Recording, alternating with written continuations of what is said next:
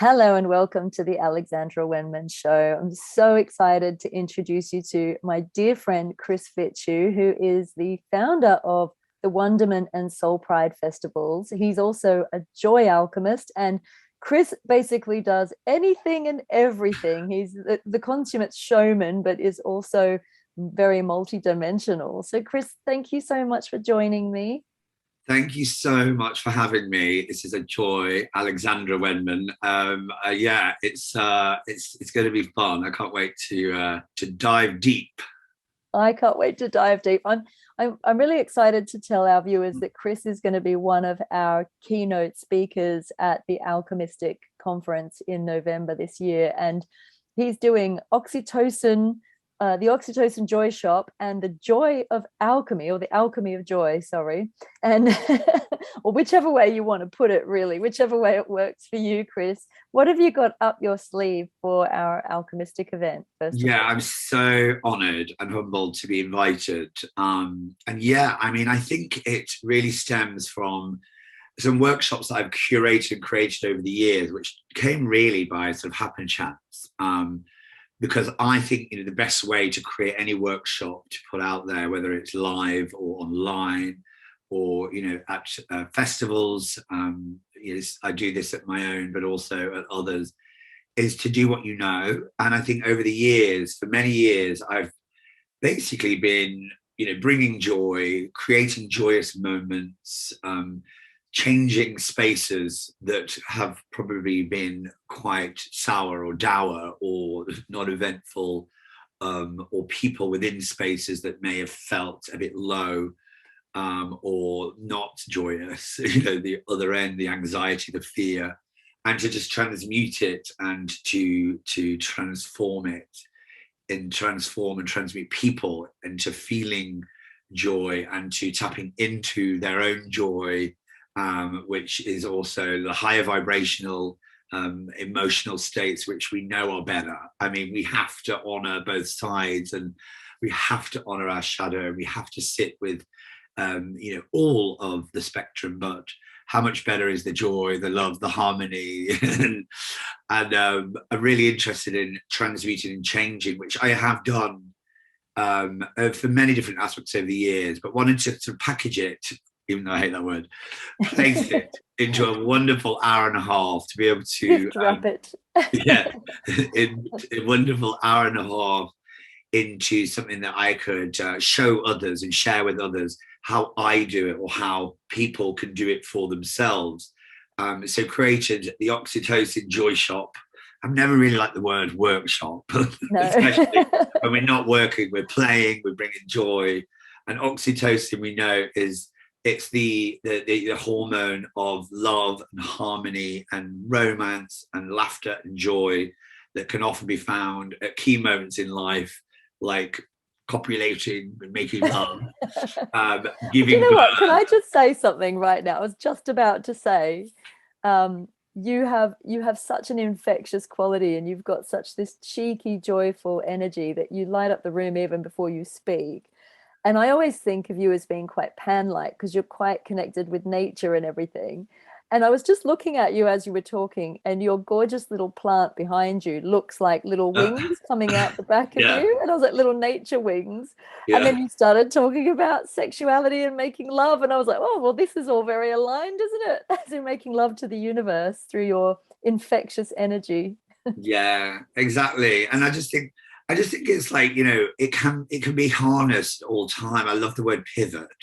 So whenever something's like not going well, you can pivot it into the higher vibrational emotions like joy, or if a scenario in a room is a bit eggy, which sometimes we have to Can sit with be. the egg, and sometimes we have to sit with the uncomfortableness, but also we don't have to. We can transmute it and transform it. And so, yeah, the Oxytocin Joy Shop will be all about that, doing some exercises that will be from everything from visualization, to meditation, to some dance and movement with a bit of Qigong, a bit of Ho'oponopono thrown in there, because we have to, get rid of the energy through certain, like I said, sort of incantations. Mm. And then, yeah, just playing in the space, and using all, like I said, the tricks that I've picked up over the years. And then the following day, we'll be doing the joy workshop, the alchemy of joy, which again, will work with the space, work with everybody in there. And there's all sorts of games and methods that I use that I really just sort of basically think up on the spot by tuning into what is needed in that room. I think the key to joy alchemy is saying what you see and focusing on everything other than your own internal anxious monologue, because it's about that kind of, the improvisation element, which I sort of studied at drama school, and sort of, working with the space, working with people, working with the little knowing looks, and knowing if you can take something further, or knowing if you can and have a laugh with something, or be playful or cheeky with something, or not. When I used to do stand-up comedy, the art of, I used to really enjoy the host. Well, I still do. I'm a host. How far can you go, right, Chris, with the stand-up? Yeah. And it's like when you're hosting, which I do a lot of, when you're playing with the audience, you know which ones that you can have a laugh with, and you know which ones you can't. And we don't need to divulge why you can't with someone. It might be that they have a look of fear on their face. But you can certainly, bring out the play and the joy in certain scenarios. And that's purely from, reading the room, which is one of the most important aspects of joy alchemy, which is, how do we raise the room? By working with the room, not enforcing my thoughts or my version of joy onto someone else. It's working with the energy of the space. This to me, you've always been, for as long as I've known you, such an alchemist in that way, because, it isn't about suppressing the negative and replacing it with the positive. You really do take what's there. You call a spade a spade. You talk about what's there, but you help to raise the vibration and lift it to a higher level where people can actually work with it from a space of joy rather than fear, which I love. That it's so magical what you do, and it's instant. You really do lift the space. We're very blessed to have you. I'm very excited about these two events that you're going to be running for us. Oh, thank you. I mean, I think it's like, all my life I've done it, and it's interesting where you sort of do it naturally. I remember being 5 years old and insisting that all my brothers and sisters do a puppet show for all the adults, and quick, we need to arrange this and do this. I remember making little shows in our garage, and even though I just assumed that was my love of theatre and love of performance, I then went to drama school and really did and love performing and love drama and acting and I went quickly into comedy and sketch and improv, and did years of Edinburgh Festival and loads of theatre and loads of comedy. What used to drive me wasn't the spotlight and the applause, but I hate applause at the end of the show. It's like, what drove me was seeing the audience's faces light up, seeing them laugh, seeing them have a ball, seeing someone that might have come in at the beginning really sad and just be lifted. And then at the same time of doing the performance, I was also, went into events, because I'm quite a doer. So I quickly started producing cabaret or producing theatre or producing events, and went on to doing circus and burlesque and cabaret and events around the world. And I was always driven, especially with events, especially when you have to decorate a whole space and make, immersive sort of interactive theatre moments and themed events like I used to do at Home House. And what drove me was literally seeing guests walk in and be like, oh my God, and running around the space and just seeing the memories and seeing the photographs of the memories. And that's what drove me. And then so I realized that actually over time, and I, again, love doing the weddings. I love being a celebrant. Actually, one of the things from my perspective, because obviously I've been to some of your events over the years, and obviously I've done both your retreats, Wonderment and Soul Pride, but I've also been to Home House and done various of your events there. And I've really seen how you operate. And obviously you've shared a lot of stuff online with your other events internationally. And something that's just come to me now is that you really are a master of color and spectacle. You really, it's like you create whole new worlds with these events. It's like you invite people to step through a portal into another reality. You really do bring the space to life. But I've never thought about this before. The color that you bring is infectious, and it's always so luminous and bright and vibrant, which I think, while we're in this time period on Earth and the appearance of the rainbow tribes, you're absolutely working along that trajectory, aren't you? Well, yeah, and like I said, the trajectory of the theatre into the events, into now, being taking all of that energy into wellness events, mind, body, and soul conscious events that takes all my great healing tribe and my great healers and teachers like your good self and Lorraine Flaherty and Damien Noller and JP de Villiers and Tansy, all these great people that I met along my journey, to put into wellness events like Wonderment and Soul Pride, both very joyous, very colourful, very playful whilst doing the work. And you sort of start to see the thread, which is, working alongside, gifting and holding space so people can be better, to grow, to learn, to shine, to be empowered, to be, transmuted and transformed into what they need to be, rather than, and I do love my events and I will do them forevermore, but a lot of the time you could put all of this mega energy into one night of like home house with a mega theme and mega everything. And then everybody's there having a ball, getting slightly inebriated. And then there's sort of like oxytocin, of course. But I mean, it's great. But I thought, well, I just feel like we're moving into such a shift now. I mean, anyone can do that.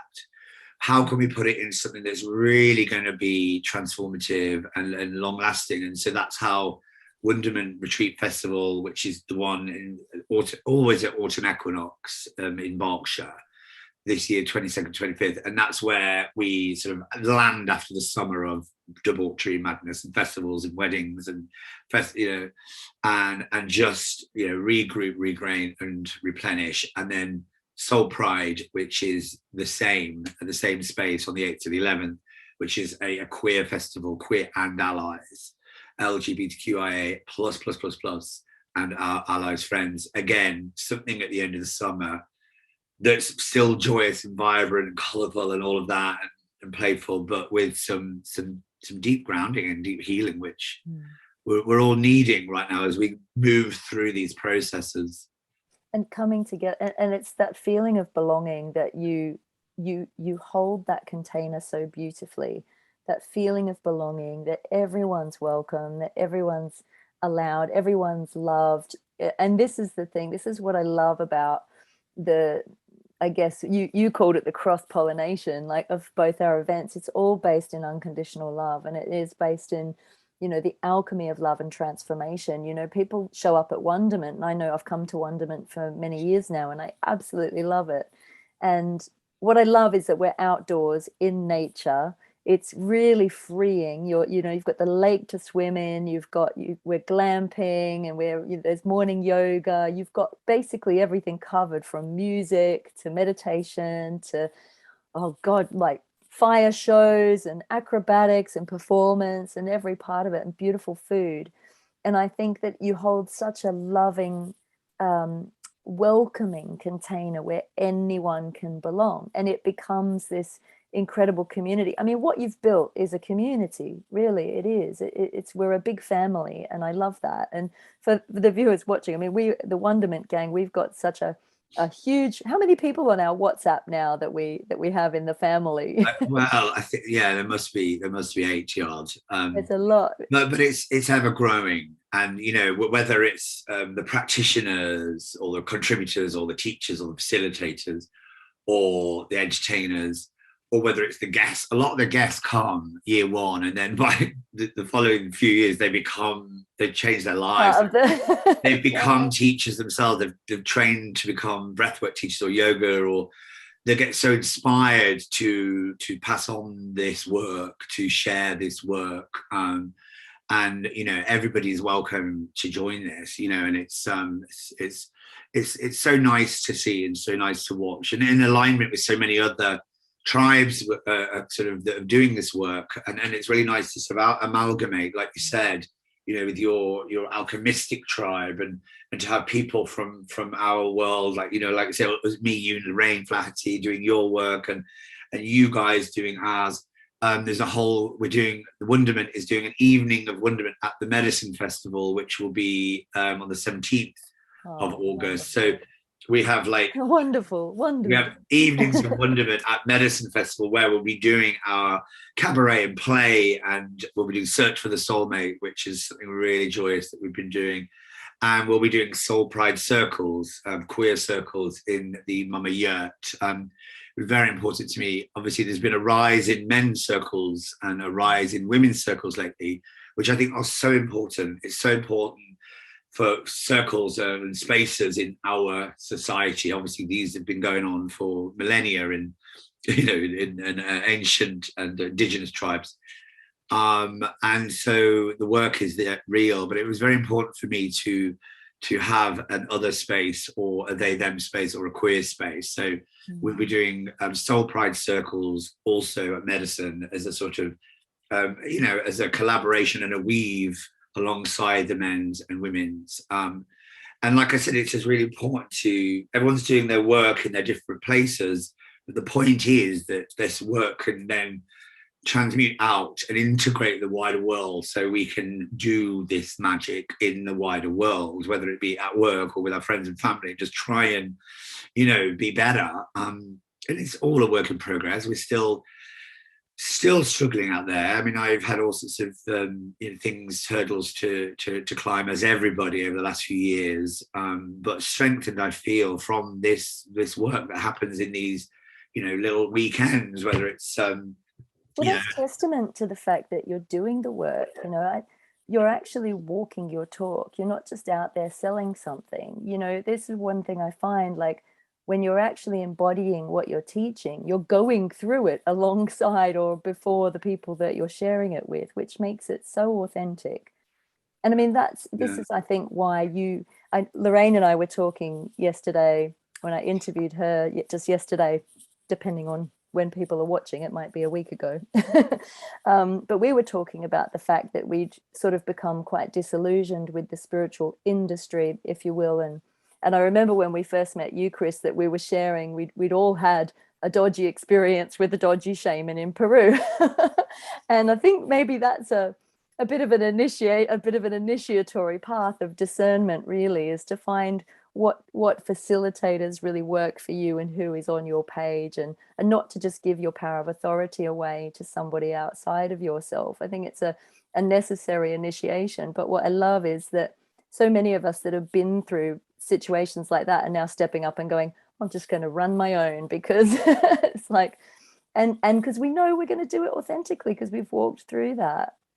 Yeah, I mean, there are a few things I'll say on that. I mean, I like I said before, my experiences in the past, which are obviously ongoing, have had a direct sort of a reaction to how I recover or grow from such. And actually, Wonderment was born out of the sort of almost gathering of great healers because of things that happened to me in the past, which my experience with said shaman in Peru was part of it. But now I'm in a place where actually I'm entirely grateful to said shaman, because actually I'm grateful to the fact that I took myself there, and I'm grateful to the divine for landing me there. I'm grateful for. Well, there's no mistakes, are there? Well, because if I hadn't have had that, I wouldn't have gone through the process. I wouldn't probably be sat here talking to you. So, it's like, nothing is by accident. And even the people that don't really resonate with you on the light, positive side, even the people that have pushed you into shadow, sometimes it's good, as I said. And I think, we'll be forever tweaking and amending and working and owning up and being okay with our shadow. And I think some of the people that challenge you the most really are your greatest teachers. I've written a whole chapter on it in that book, actually. It's like the pointing of fingers of blame, but really your soul never leads you to anything you're not meant to experience in order to grow. Yeah. And yeah, you're 100% right. I'm totally with you. Be Yeah. there in gratitude. It's all unconditional love. But it's not to say that it's not to say that all, you know, the great ones, the ones you do align with, and the ones that you know are from your sort of higher resonating light side should be really celebrated. No, because we have choice, right? You can experience that, or you can experience that, and you can stay in your center and go, well, I learned from that and I learned from that, but if I had a choice, maybe I would go this way instead of that way. But also, like, when it comes to sharing with others, you know, like, I wouldn't wish my worst enemy on some of the bad people I've met. You say bad or shadowy people.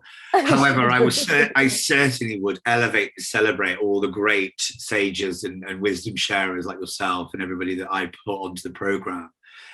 Because it has to be safe. It has to be, you know, tried and tested. You know, that's one of my things is everyone on our bill at Wonderment Soul Pride I've worked with and understand that they have an offering that really is part of the alliance and allegiance of the vibration that I want to transmute out there. And that should be to make it a better, safer, more harmonious world, which we know it has to be. There's so much shadow. We don't need to celebrate and elevate that. People can do their own shadow work in their own, you know, their own journey, and people are. And it's not to say that I still haven't got loads to do. I often feel that the more joy and the more love and the more wonder that you experience, that is, like, you know, the Osho poem. But I think a feather just flew past me there. A huge feather just flew across the screen. And what I must be saying it's is absolutely massive. I know. I don't know where it's gone. I was like, is that an orb? And then it just went. Yeah. So it's actually been flying around you a little bit. I saw it before. I was going to say, Grandma's here, defo. my main spirit guide, Grandma's. Archangel Uriel, darling, in the house. Uriel in the house. But yeah, what was I saying? I've totally lost my thread. It was about oh gosh, the feather speak about the work in progress that we are. Oh God, I've lost it as well. Clearly, we were. Maybe I wasn't. Oh no, the Osho poem.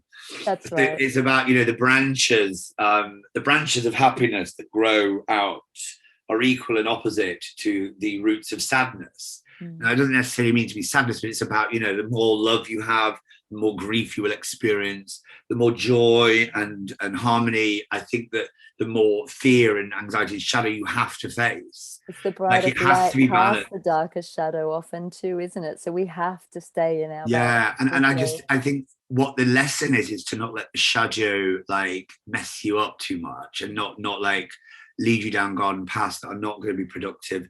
However, they can't be ignored, you know. And it's like, you know, whether it's, you know, deep disgruntlement with friends to resolve and boundaries to sort of work out, whether it's things that you're not quite working out. I mean, I'm still, like, you know, working on certain things that are just driving me mad.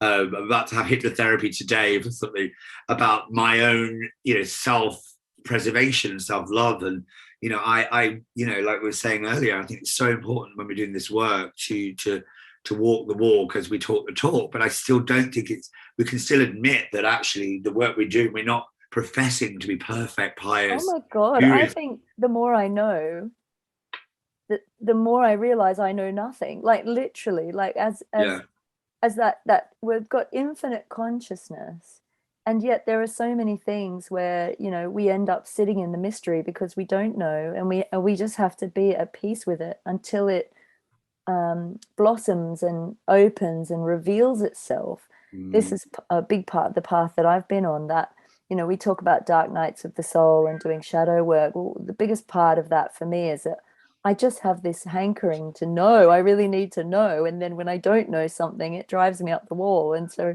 having to find the grace and the patience to sit in that, why is this happening? And maybe not even needing to know why, but just to come into acceptance that you are where you are.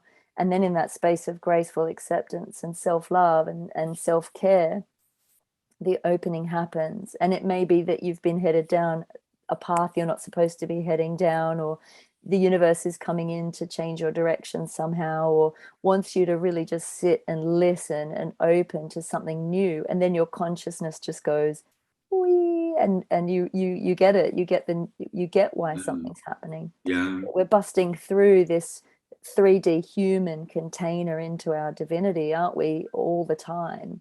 And you kind of have days where you're like, oh, I know it all, and then you realize I know nothing. And if we let our ego get carried away, we might end up the rug coming out from under us sometime. Yeah.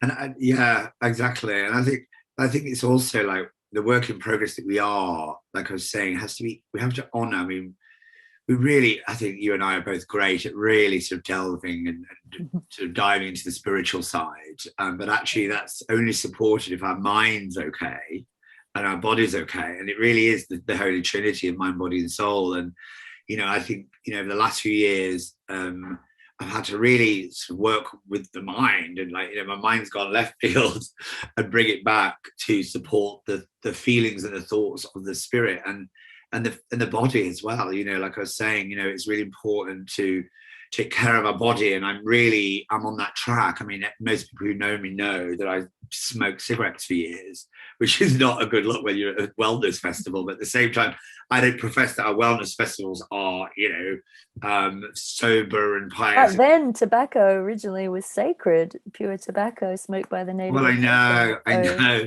If you do have a vice, bless it, bless the. Well, this is it. As long as do it in a sacred way, it's like alcohol, you know. At Wonderment and moderation. Wonderment and Soul Pride, we don't, it's not banned, it's not a sober event, we don't sell or serve it. And we advise people to take a real nice long weekend with replenishing the body with the juices and the teas and the great botanical non-alcoholic cocktails we do. But if people, I mean, some people want a glass of red wine at the end of the day, you know, and if they've brought it, they could certainly have it. And as long as it's blessed from the divine, the red wine is fine. And we just wanted to make it, you know, a place where no one's panicking, and you know, it's not a place of lack, and people are adults and they can decide themselves how, you know, they navigate that. But it really is, it's a really beautifully held space that actually guides everybody, but enables everybody to guide themselves. So even on the program, you choose what you do at all times. There's always a choice of 4. So you can either do deep divings of Sweat Lodge, or something deeply spiritual, or something very creative like Raku pottery or Lorraine Flaherty's mandala, or you can then do something very physical like Qigong or yoga, and then something fun like mermaid swimming lessons in the lake, which is always really popular. I think that's it. I think everybody's journey is so specific to themselves, and I think we really need to come at a place of non-judgment. So if, you know, if somebody wants to do yoga all day and then is drinking whiskey all night, then that is fine. You know, talk about balance. Yeah, or if someone actually hasn't quite got their shit in order, yet they're still like, you know, teaching breath work, then that's fine. It's like we're all at a place where we need to just be more compassionate to each other. There's a lot of blaming and naming and shaming, and it's just like, oh, come on, guys, let's just be cool. Let's transmute and pivot to a better place. And I'm talking to myself as well. I mean, I go down these garden paths, we all do. And it's like, really, like, it really is low vibrational. But, you know, we're being dragged there. And it's because... You don't want to get stuck there, though, do you? Well, no, but it's kind of what society has trained us to do. I mean, you know, at school, I mean, you couldn't survive without being, you know, hard and being part of the bully train. Because, you know, I used to get bullied, but before I got bullied, I tried to bully in order to survive. You know, and it's what you learn at school, and you have to unlearn it. You know, and I think especially our generation, it's something that's a life lesson, and we really need to all help each other out, call each other out, and just be like, come on, guys. The toxic mouth, the toxic tongue needs to be tamed. And the thoughts as well, the thoughts that we tell ourselves, and realizing that they really do have an impact. And I'm noticing more and more, like you say, that Trinity. I find that being in the body first and foremost in the morning, and I'm running something for a lovely woman called Susie Beaumont. Hi, Susie, who's a dear friend of me in Column. She runs Change Your World every day coaching events. And I'm running one for her this week, and I'm kind of getting people very grounded, very in the body. It's no surprise that we're so aligned, Chris. And we're from the body, really connecting to the feeling awareness and then the emotional awareness, and then realizing, well, what is creating these emotions? What thoughts am I having every day? And how am I emotionally reacting to that? And what impact is that having on my body? And then you kind of reverse engineer it. How do I be in my body, bring healing to the body, then the emotions and the mind, and then the spirit? And it's all absolutely connected, and working through the layers of those different bodies and joining them all up, and nourishing them with light, with love, with food, with exercise, everything that you said. It's wonderful. We're also going to have really nourishing food at Alchemystic, and we're going to have music, and we're going to have all kinds of different speakers and people. And I love that, bringing everyone together in a really colorful community, which is going to be so wonderful. I can't wait. I mean, it's so lovely. I mean, the word alchemy, I mean, I remember being, when I was younger, thinking an alchemist is someone who turns lead to gold. And it's straightforward. And you read the Alchemist book and you realize, but then over the years you realize alchemy is just, people or concepts, or the process of one thing being changed into another.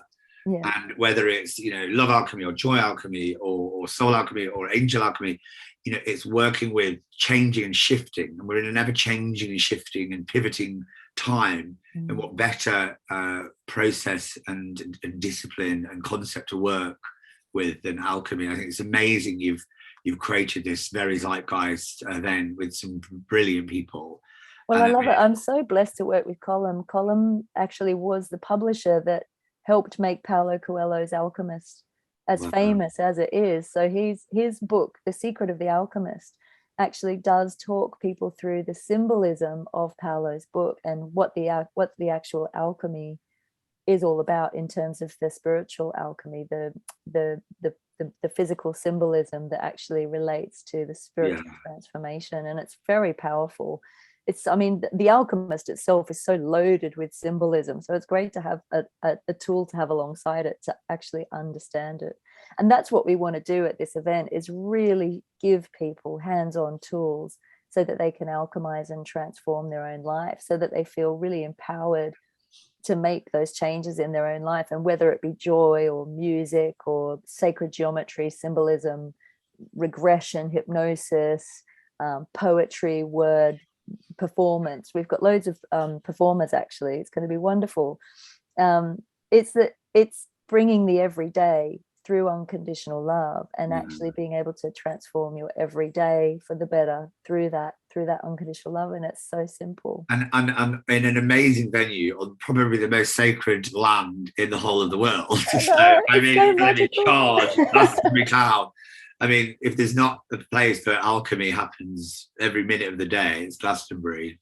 Glastonbury, Avalon, and in Abbey House. It's going to be so beautiful. And I'm so excited that we've got you on board, honey. I really am. I'm really blessed. Thank you so much for I'm so agreeing excited to be part of it. Yeah, I'm so excited. And like I was saying, I think, it's been a process for me, because like I said, I've always done what I'm now calling joy alchemy, but I've never really sort of considered it as a pass-onable term, but then when this year I sort of had an epiphany, and I created my website, Chris Fitchew Joy Alchemist, which on it has all the tabs that I do. And obviously before I used to think, well, what, I'm doing all these different things. It's like, do I have a career? Do I have a process?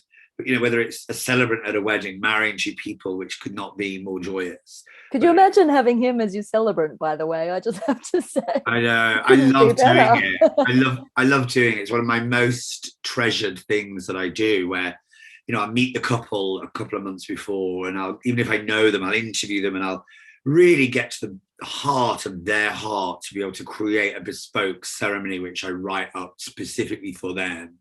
And then obviously, like incorporating the whole story and how they want to share that moment, and then to obviously on the day share it with their family. The oxytocin in that room is like, it's as strong as when I was lucky enough to be the birthing partner for my friend Helen's child. And when a child's born, the oxytocin in the room is like, oh my, it was like, and I'm trying to bottle that and then work with that energy and that vibration and frequency in my workshop so people can almost sort of feel the tangibility of that frequency. So you are like a midwife, really. You are rebirthing them into a whole new them, aren't you? You're bringing them from one state into another, which is a birth transformation, really. And then obviously, like I said, all the other strings to the bow creates and then I realized, well, it's all to do with making joy and creating joy and bringing joy and showing people joy within themselves. And actually that's an okay career to work with, and that's a blessing that I know I've been gifted with, probably from many previous lives. In fact, with Lorraine Flaherty, I did do a past life regression, and I was a court jester. I was going to say, I keep seeing you as a court jester.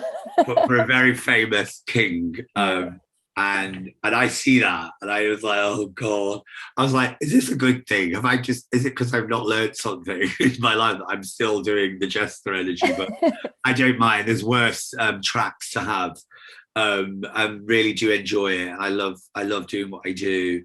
I mean, it's been doing all the festivals this year with a show that I've created called Search for the Soulmate, which is pretty much a spiritual blind date, bringing souls together and singles together in a blind date format, but all with very sort of heart-opening, sort of joyous and soulful approach, matching star signs and matching energies. And it's been so successful and so brilliant and so fun. And, I've done Secret Garden Party, and I just did Wilderness last weekend, and Wazinga and Butterfield, and I'll be at Medicine doing it. And it really is like, it's a very simple but really profound event where people do genuinely get together and match the souls. So I was going to say, have you heard feedback? Have you had many success stories from? I suppose it's fairly new. At Medicine last year, people will get together, and then the following day after the matching, I will create a first date scenario. So I'll put a little table in the woodland and serve them a meal and a cocktail, and they'll have a first date, and then they'll have to come back the following night to tell us how it went. And actually quite a few couples met at the date the following day and then stayed together for the whole festival. That happened at Secret Garden Party the other week. A girl and a guy got together on stage. She chose him, and then her best friend and his best friend got together afterwards, and the four of them spent the whole weekend together. So I don't know if they're still together now. I should really get their numbers. So if there are any weddings, if there are any weddings, I could do their wedding. Exactly. Look, Chris, you've got a whole career from conception all the way through to the marriage, and then I can be their doula and like help with the birth of the child. And then you can birth their children with. I mean, God, you've got it made. I mean, it is the time of sacred union after all, and you've got a whole business plan here, honey. I think you.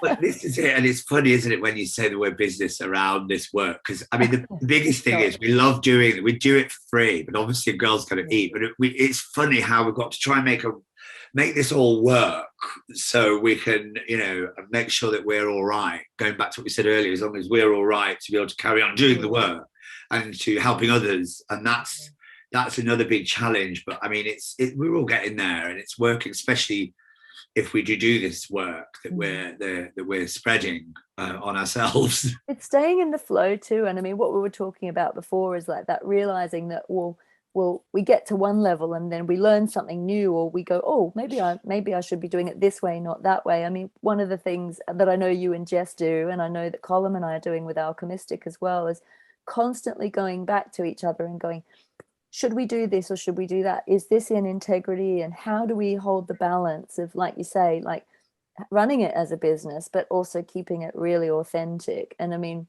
we're both very good at tuning in, aren't we? And like going, okay, what's not working? If you hit up against an obstacle, what's not working? What would work better? And what could we do that will bring more value to the people that are actually coming and investing in us and investing in our work as well? Yeah. So it's like that beautiful flow of infinite love, infinite abundance, and keeping keeping the energy moving, so it's a beautiful exchange. And I love that, and that just keeps it expanding and blossoming out across the planet. And I think with both our with all our events, you know, Soul Pride, Wonderment, everything you do, Alchemystic, when you bring a group of people together with the intention of just holding each other in love, even that alone creates so much magic, doesn't it? We open portals of love, and that ripples out across the planet. So it's beautiful. Just remind us of the dates for Soul Pride and Wonderment, honey. Soul Pride is the 8th to the 11th of September. So we start Thursday and it finishes Sunday. We also have tickets for people who do want to come Friday. Obviously, a lot of people have used their holidays over the summer. So if it has to be shimmying after work Friday, there are tickets for that too. The same with Wonderment. It's from the 22nd, Thursday, the 22nd of September to the 25th, Sunday, the 25th of September.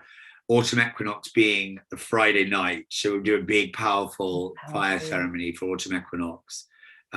So again, we do Friday to Sunday tickets for Wonderment, but you do have to, it'd be better to get there as soon as possible to really have the whole process. It's and it's so fun. Get your festival gear on. I've got my wings ready. I know. Your feather went by just as I said that too. Oh, where is that feather? Yeah, it's really great. I mean, last year we even managed to do Wonderment combined with Soul Pride in the pandemic year of 2020. We're like one of the only events to go ahead. It was like so beautiful and profound, and last year was so great too. And it's just so nice. It's just, I mean, everybody who goes there say that they get transformed.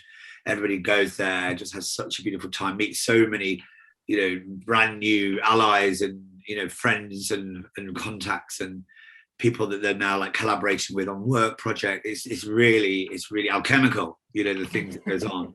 So everybody's welcome. So check out, the website, soulpride.org, wondermentretreats.com. I'm sure we'll put it in your bump. And I cannot wait. And I cannot wait for Glastonbury. It's going to be amazing. Because when is that? November this. Well, look, we've got a lineup. So you've got Soul Pride and Wonderment in beginning and end of September, and then we're beginning of November, which is over Guy Fawkes. So we get, it's like the Fire Festival and Diwali and Guy Fawkes in Glastonbury will be amazing. Won't it be amazing? So they'll do watch the fireworks in the middle. Awesome. I mean, what a finale to have some fireworks at the end of our lovely alchemical. And also, I know that we have to get our accommodation because we're staying overnight, and there's some amazing places in Glastonbury. One is that that really amazing haunted hotel that we're always going for dinner.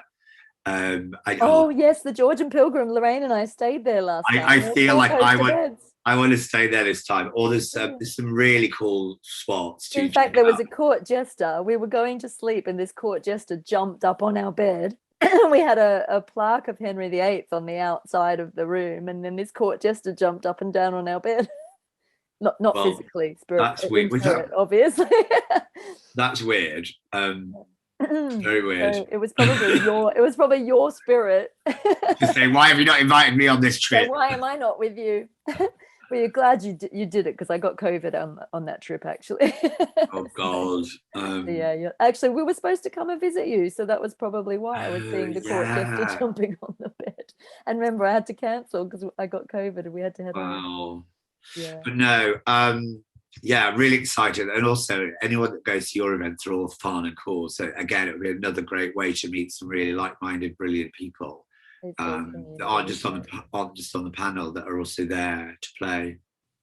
Yeah, I love it. I think we're going to have such a giggle. And, now that we're all allowed out and the lockdowns are over, let's all meet up and have a big hug. The big group hug, I think, is the medicine for the soul. I love it. I love it. Oh, honey, thank you so, so much for coming on and sharing your joy and your wisdom and your light and your beautiful nature wings behind you with us. I might get some little. I think you need some. Yeah. Your little and thank you as well for all your great work, and not only that you bring to Wonderment in the woods, and what, like you said, we did online during lockdown, but also your great books, and also your amazing angel cards, which I have a pack of your Archangel Fire cards, which are just stunning, and I love them, and everyone should get a pack because they really do help guide. And I know you're working on more, which I don't know where you, well, obviously you're channeling from the divine universe, ultimate infinite possibility, but you are churning out, and we're all very grateful for your great work. Oh, thank you, honey. And I can't wait to see you and give you a physical hug. It's been too long, mate. It's been way too long. So I will see you. Well, I'll see you in Wonderment. You'll see me in September, and then I'll see you in November. I mean, yeah. Do you know what workshops you'll be bringing to Wonderment? Probably some of your angel. No, but I probably should get some information over to you rather shortly, shouldn't I? Okay. Yeah. I mean, anything you do is brilliant. So I'm sure you'll have a couple of great workshops sharing your great magic and guidance. So yeah, we look forward to that. But if I don't see you before then, which I hope I do, I'll see you then. We will. We need to have dinner. Exactly. Let's make it happen. Thank you so much for having me. Bless you all. Thank you, honey. Thank you, everyone, for watching. And we'll see you at Wonderment, Soul Pride, and Alchemystic.